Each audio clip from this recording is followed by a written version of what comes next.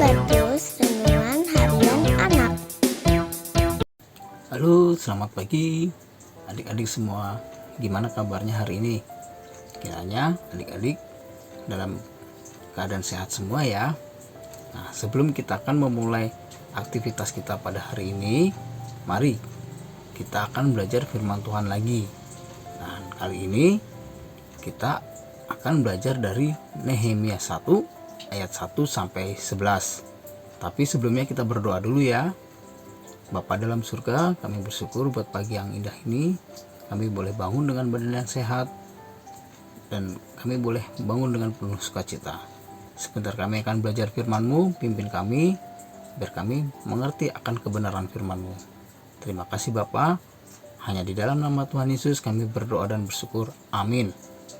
Nah, adik-adik, pelajaran kita pada pagi hari ini ialah dari Nehemia 1 ayat 1 sampai yang 11. Nah, di sini saya akan membacakan Nehemia 1 ayat 2 dan 3 saja.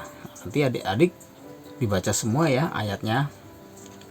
Datanglah Hanai, salah seorang dari saudara-saudaraku, dengan beberapa orang dari Yehuda.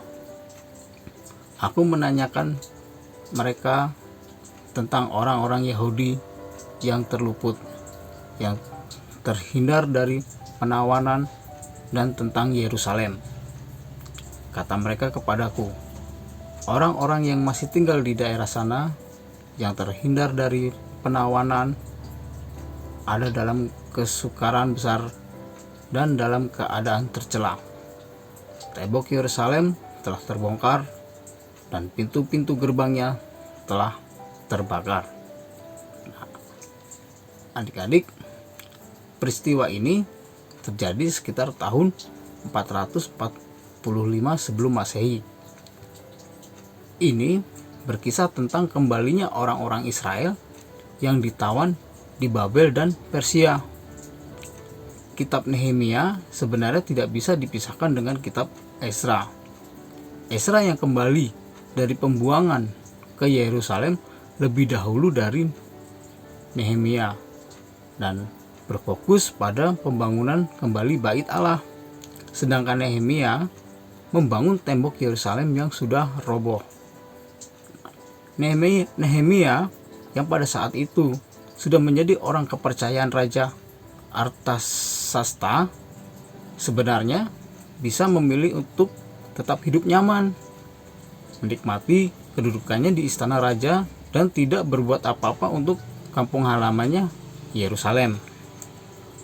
Tetapi Nehemia bukan tipe pemimpin yang puas dengan posisinya atau berada di zona nyaman. Nah, Nehemia juga bukan orang yang tidak mau berbuat apa-apa dengan melihat nasib saudara-saudara sebangsanya. Nah, di sini Nehemia melakukan 3 hal yang bisa kita ambil pelajaran dalam peristiwa ini. Yang pertama ialah Nehemia peduli. Kepedulian Nehemia dinyatakan dengan kesediaannya menerima kunjungan saudara-saudaranya dari Yerusalem. Setelah itu Nehemia bertanya tentang orang-orang Yahudi yang terluput dari penawanan dan tetap tinggal di Yerusalem. Kemudian Nehemia mendengar.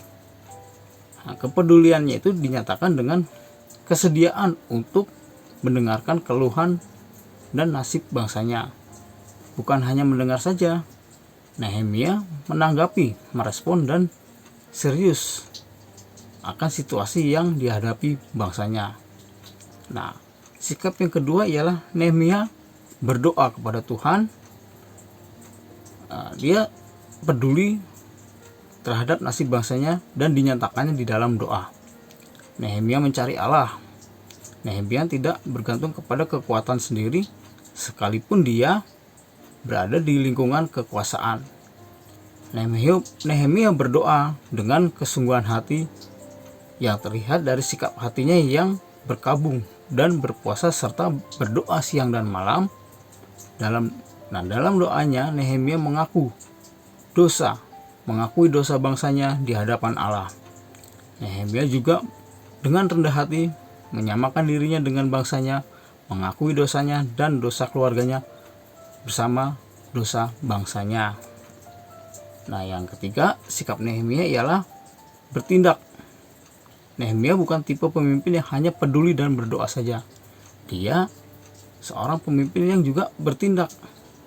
Dia melakukan sesuatu dan melakukan apa yang dia doakan.